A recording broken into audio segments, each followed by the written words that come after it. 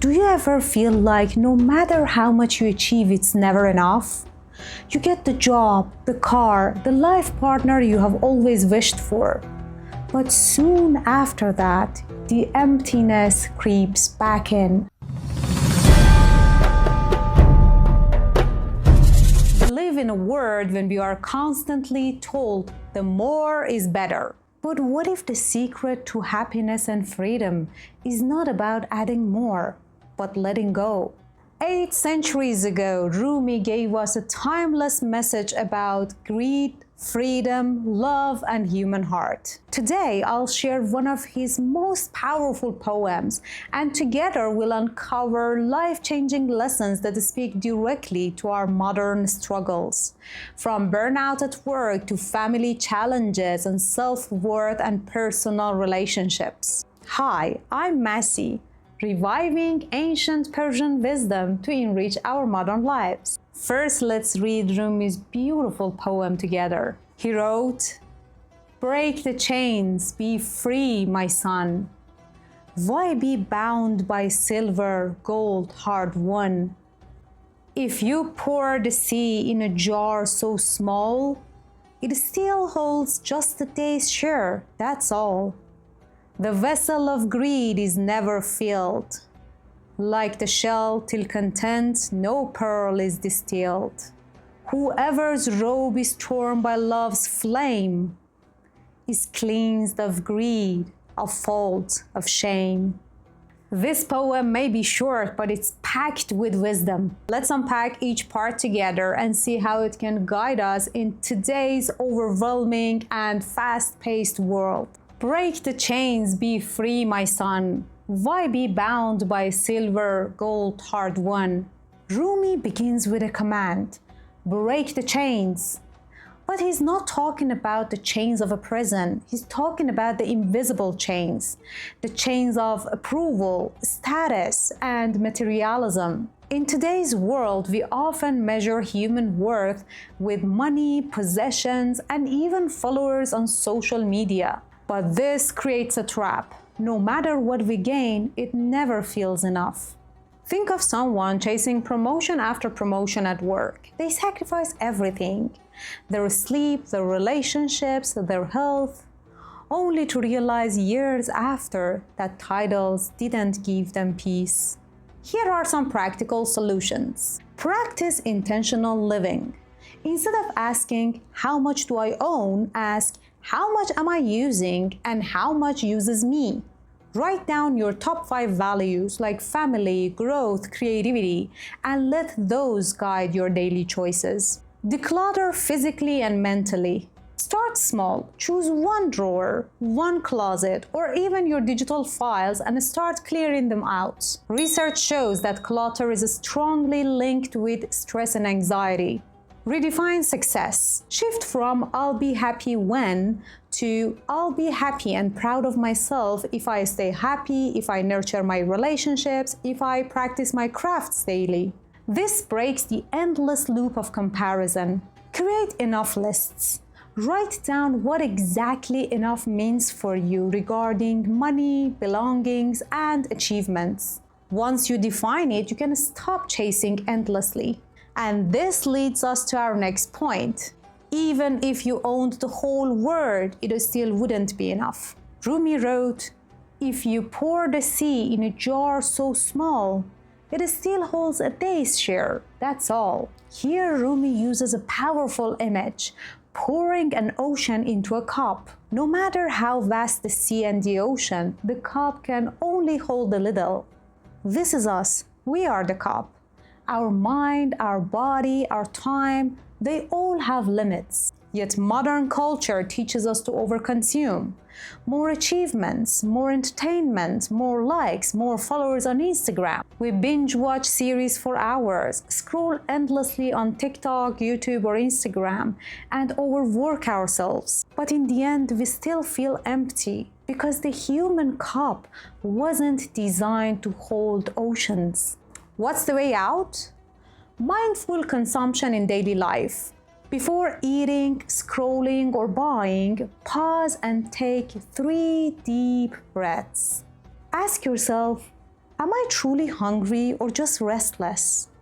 Am I scrolling for joy or for escape? Scheduled indulgence. Allow yourself 30 minutes of scrolling or one guilt-free episode of your favorite show, but stop there. This creates balance instead of binge. Practice JOMO, or the joy of missing out. Say no to one event, meeting, or an online trend this week. Notice and enjoy the calm and freedom it creates. Time block your focus. Use the Pomodoro technique, which is 25 minutes of deep focus and 5 minutes of break. Respect your cup's limit instead of flooding it. Replace with quality. Replace hours of mindless content with small doses of nourishing input. 10 pages of a book, a podcast, or a deep conversation. Rumi reminds us that no matter how much we own, our capacity and ability to enjoy it is limited. Think about how often we buy things like new gadgets, new clothes, home decoration, yet after the initial excitement, they all sit around unused. The truth is, joy doesn't multiply by possessions. It comes from how intentionally we use what we already have. Practicing minimalism, like decluttering, buying less but better, and valuing experiences over things, creates space for mental peace. Sometimes we try to collect people in our lives, thinking more friends or more social validation equals more happiness. But just like the jar, our heart has a limit. What truly matters is the quality of the connections we have, not the quantity. Deep conversations with a few trusted people are far more nourishing than shallow ties with many.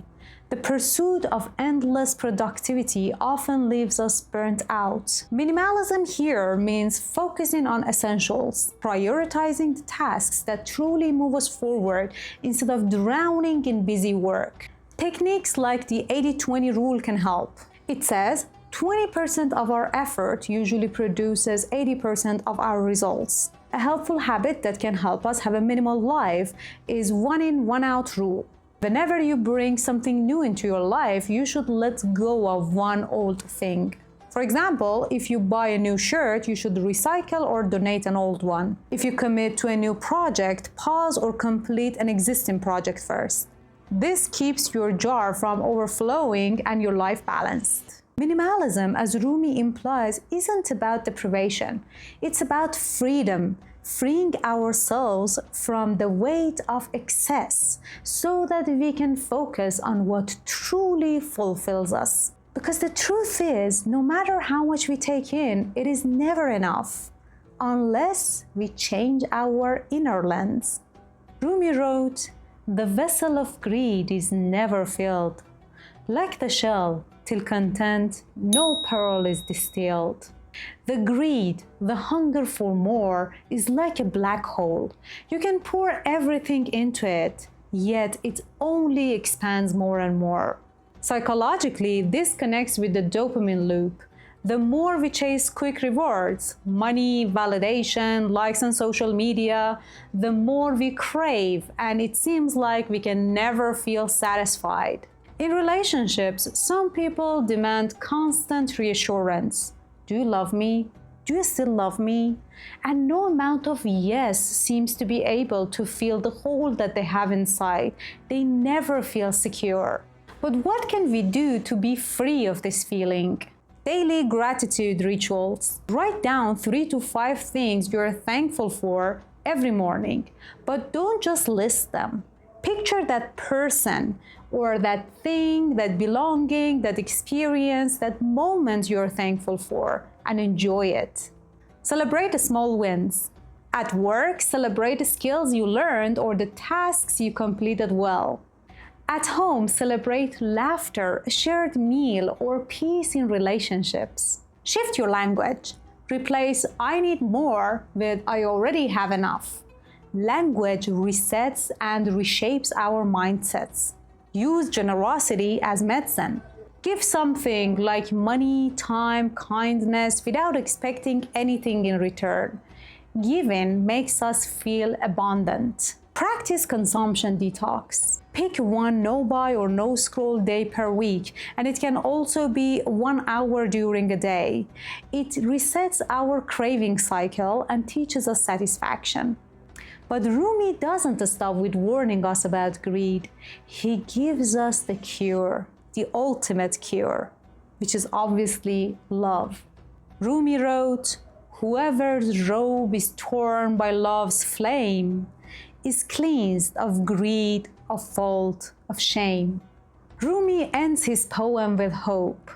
When touched by love, but not just romantic love, compassion, kindness, and divine love, the chains of ego fall apart. Research shows that deep connection, whether through family, friendship, or even self-compassion, reduces anxiety, heals trauma, and builds resilience. Like a parent who listens deeply to their child instead of dismissing their feelings and needs.